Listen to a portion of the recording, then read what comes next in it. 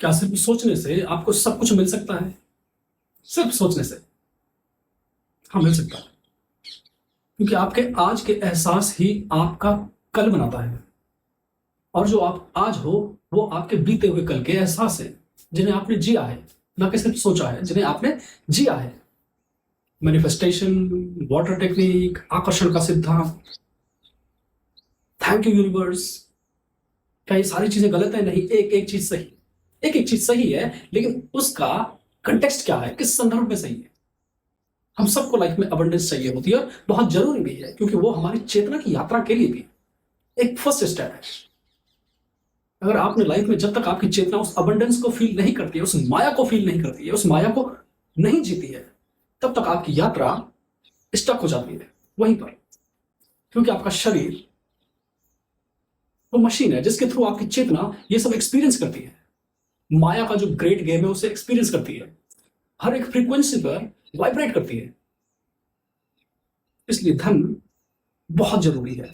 धन आपके पास कैसे आ सकता है? या तो आप बहुत हार्ड वर्क करके आप इसे अर्न कर सकते हो, लेकिन जरूरी नहीं कि हार्ड वर्क आपको उतना धन दे सके।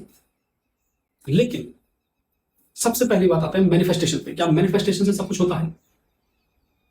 Manifestation, what is the difference between manifestation and imagination? Imagine तो आप कुछ भी करो, मुंगेरी लाल के हसीन सपने, लेकिन बात जब मैनिफेस्टेशन की आती है तो आप उसे जीते हो। आप ये नहीं सोचते कि काश ऐसा हो, बल्कि आप सोचते हैं कि ऐसा हो चुका है, उसके बाद आप क्या क्या कर रहे हैं, आपकी लाइफ में क्या चल रहा है, ये मैनिफेस्टेशन है। और जिसकी बात मैंने कही भी है कि आपके आज के एहसास आपके कल का निर्माण करते हैं। क्योंकि अभी आपकी एक वाइब्रेशन है। अकॉर्डिंग टू क्वांटम मैकेनिक्स आपकी कोई फिजिकल एग्जिस्टेंस है ही नहीं। क्वांटम लेवल पर हम सिर्फ और सिर्फ वाइब्रेशन है, और अभी हम जो वाइब्रेशन है वो एक स्पेसिफिक फ्रीक्वेंसी है, जो हमारे अभी के एहसास है। और हमारे अभी के एहसास क्या है? जो हमारी अभी की ज्योग्राफिकल कंडीशन है, इकोनॉमिक कंडीशन है, वट जो भी एहसास हमें हो रहा है वो हमारे अभी की स्टेट से हो रहा है। और एक टाइम आएगा जब आपके पास 1000 करोड़ 2000 करोड़ होंगे, यही शरीर होगा, यही चेतना होगी, लेकिन एहसास बिल्कुल अलग होंगे। एक अलग एहसास होगा, और उस एहसास का एक स्पेसिफिक फ्रीक्वेंसी होगी, एक स्पेसिफिक वाइब्रेशन होगा। तो जब आपकी स्टेट बदली, मेंटल स्टेट बदली, जब आपके एहसास बदले, तो आपकी फ्रीक्वेंसी बदल गई। तो क्या ये नहीं हो सकता कि हम फ्रीक्वेंसी बदल लें तो आपकी स्टेट बदल जाए, आपकी क्वांटम स्टेट बदल जाए? ये हो सकता है। जैसे कि हम जब भी गुस्से में होते हैं तो हमारे ब्रीदिंग का एक पैटर्न होता है, वो पैटर्न बिल्कुल बहुत फास्ट हो जाता है, बहुत शैलो हो जाता है। जब हम काम होते हैं तो हमारे ब्रीदिंग का पैटर्न बहुत डीप हो जाता है ऑटोमेटिकली।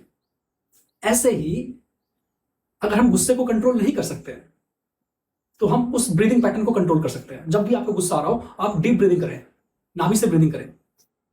वैली से आप ब्रीथ करोगे तो आप गुस्सा कर ही नहीं पाओगे, एक साथ नहीं कर पाओगे अपनी दो चीजें। तो ऐसे ही अगर हम वो पैटर्न बदल लें तो हम अपना बिहेवियर बदल सकते हैं। अगर हम उस फ्रीक्वेंसी पे वाइब्रेट कर सके तो हमारे एहसास बदल जाएंगे, हमारी रियलिटी बदल जाएगी। ये है मैनिफेस्टेशन। और थैंक यू यूनिवर्स वाली बात जो है, धन्यवाद से आपको हमेशा भरा होना ही चाहिए, तभी आपको कुछ मिल सकता है। अबंडेंस आपको तभी मिल सकती है, क्योंकि हम हमेशा शिकायतों से भरे होते हैं। और मैं नहीं मानता किसी ना किसी की लाइफ में, हर किसी की लाइफ में कुछ ना कुछ तो ऐसा हो जिसके लिए वो थैंक यू बोल सके। अहोभाव में जो जीता है वो संसार के सभी संघर्षों से दूर हो जाता है, पार हो जाता है, उसे संघर्ष नहीं करना पड़ता। क्योंकि जब भी आप थैंक यू करते हैं, जब भी आप अहोभाव में होते हैं, तो आपका हमेशा, आपका पूरा फोकस, आपकी चेतना अबंडेंस के ओरिएंटेड होती है। क्योंकि जो आपके पास है, ऑलरेडी है जो आपके पास, उसे जब आप फील करते हो तो, और जब आपके पास कुछ है आप उसे फील करते हो, तो आप कुछ और को आकर्षित करते हो, मच मोर। लेकिन सिर्फ धन्यवाद करने से हो जाएगा? थैंक यू यूनिवर्स करते करते एक टाइम चला गया, लेकिन कुछ भी नहीं। ये थैंक यू आपके अंदर से निकलना चाहिए, और ना कि दिल से, कि दिल से बोलो। दिल से बोलने वाली बात भी झूठ है। आपको इसको एक कहानी के थ्रू बताऊंगा। दो दोस्त थे, ए और बी, दोनों मंदिर जाते हैं। ए कभी कुछ नहीं मांगता, बी बहुत कुछ मांगता है। एक टाइम आया कि ए को सब कुछ मिल गया, लेकिन बी को कुछ नहीं मिला। फिर पता चला कि ए ने कहा कि मैंने कभी कुछ मांगा ही नहीं, क्योंकि भगवान से कुछ मांगने की जरूरत ही नहीं, वो बिना मांगे ही सब कुछ देते हैं, और मांगने पर कुछ देते ही नहीं। अब बी ने क्या किया, आज के बाद मांगना छोड़ दिया, लेकिन बी के हाथ अभी भी खाली के खाली रह गए। क्यों? क्योंकि अब वो नहीं मांगता है, क्योंकि उसे पता चल गया कि नहीं मांगने पर मिलेगा। अब नहीं मांगने के पीछे भी मांग है, लेकिन जब नेचुरल ही आपकी मांग हट जाए तो आपको सब कुछ मिल जाता है। With in A second, with in micro second आपको सब मिल जाता है। लेकिन ये मांग हट जानी चाहिए, वहां पर झूठ नहीं चलता। ये सारी चीजें एक आकर्षण के रूप में आपके लिए काम करती है, लेकिन और इन तीनों चीजों से भी परे एक और चीज है, Lord Vishnu, Swami of abundance. तीनों लोकों की अबंडेंस के स्वामी, माता महालक्ष्मी के स्वामी। माता महालक्ष्मी हमेशा विष्णु के पैरों में होती है, उनके पैर दबाती हैं। इसका मतलब जो अबंडेंस है वो सरेंडर है विष्णु के चरणों में।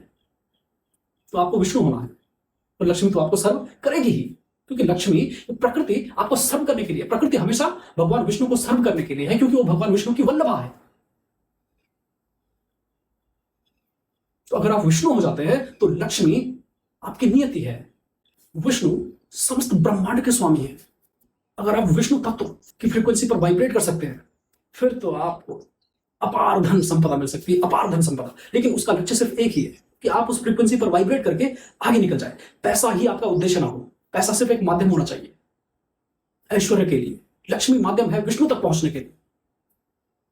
एक कम्युनिटी है अपने देश में, काफी रिस्पेक्टेड है, उनके पास पैसा बहुत है, धन बहुत है, समृद्धि है, पर ऐश्वर्य नहीं है। ऐश्वर्य नहीं है, टूटे हुए स्कूटर पे घूमते रहेंगे और बैंक में पड़े, अकाउंट में पड़े कम से कम 50 करोड़। धन, पैसा सिर्फ एक साधन, एक मीडियम है ऐश्वर्य तक पहुंचने के लिए। जीवन में वैल्यू होनी चाहिए, ज्ञान, वाणी, कला पर आपको कार्य करना चाहिए ताकि आपकी चेतना वो सब एक्सपीरियंस कर सके। अगर इतना धन आने के बाद आप टूटे हुए स्कूटर में ही घूमते हैं, पूरी दुनिया ट्रैवल नहीं करते, आप संगीत नहीं सीखते, आप किताबें नहीं पढ़ते, आपकी चेतना का जो भी एक्सप्रेशन है आप उस एक्सप्रेशन को नहीं जीते हैं, तो उस धन के कोई मायने ही नहीं है। आप फिर भी गरीब के गरीब ही हो, आप निर्धन हो।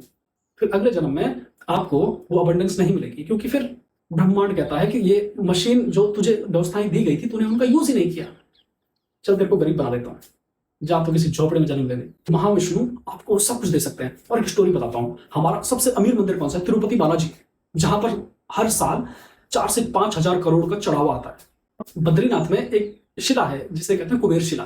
तो कहा जाता है कि भगवान कुबेर भगवान बद्रीनाथ के पार्षद हैं, और कुबेर भगवान से ही तिरुपति बालाजी उधार लेकर कुछ लेके गए थे, पर कहते हैं कि आज तक वो सिर्फ और सिर्फ इंटरेस्ट, ब्याज चुका रहे हैं, मूल धन पर तो आ ही नहीं पाए। कितना विशाल खजाना कुबेर जी के पास है, और कुबेर जी भगवान विष्णु के सेवक हैं। ये सारी अबंडेंस आपको मिल सकती है अगर आप विष्णु तत्व को महसूस कर लें, उससे जुड़ लें। अगर आपका समग्र अस्तित्व, आपकी संपूर्ण चेतना विष्णु तत्व से अगर अलाइंड हो जाए तो फिर आप धन से भी पार चले जाते हैं। फिर आप 1,00,000 2,00,000 करोड़ से नीचे आपको सोचने की जरूरत ही नहीं। आप सिर्फ विष्णु तत्व से कनेक्ट कीजिए, क्योंकि अबंडेंस के स्वामी वही है, स्वामी ऑफ अबंडेंस। विष्णु तत्व से आप अलाइंड अगर हो जाते हैं तो लक्ष्मी को तो सर्व करना ही विष्णु को है। रोज विष्णु सहस्त्र नाम का पाठ कीजिए। बस सिर्फ पाठ करने से सब कुछ हो जाएगा? नहीं होगा। माला कर लीजिए? नहीं होगा। विष्णु तत्व की जो स्पेसिफिक फ्रीक्वेंसी है उस पर जिस दिन आपकी फ्रीक्वेंसी मैच कर जाएगी, उसे रिजेंबल करेगी, उसके साथ मर्ज हो जाएगी, उस स्पेसिफिक फ्रीक्वेंसी पर वाइब्रेट करेगी, उस दिन आप विष्णुत्व को प्राप्त हो जाते हो। और फिर पूरा धन आपका है, सब कुछ आपका है। क्योंकि बहुत से लोग हैं जिनके पास बहुत सा धन है पर उनके पास जीवन नहीं है, वो जी नहीं पाते उस धन को, उस धन से ऐश्वर्य उनके जीवन में आता ही नहीं है। तो ये धन तभी सिद्ध हो सकता है जब आप ऐश्वर्य को प्राप्त हो, क्योंकि लक्ष्मी बिना विष्णु के एग्जिस्ट ही नहीं कर सकती। क्योंकि लक्ष्मी को तो सरेंडर ही होना है विष्णु को, क्योंकि वो विष्णु की वल्लभा है।